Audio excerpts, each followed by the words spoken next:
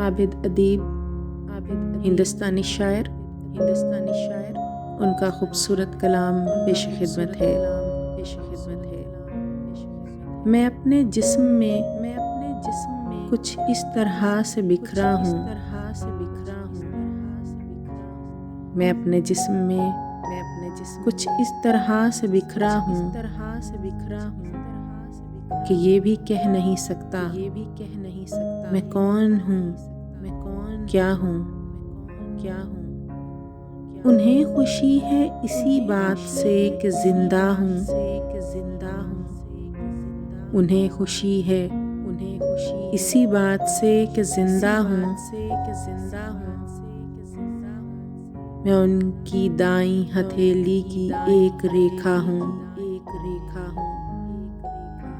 मैं पी गया हूँ कई आंसुओं के सिले रवां।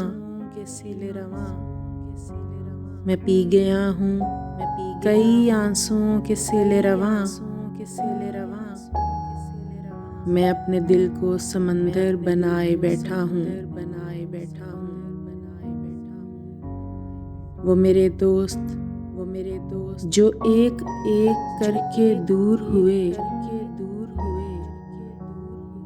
मैं उनको आज भी अपने करीब पाता हूँ।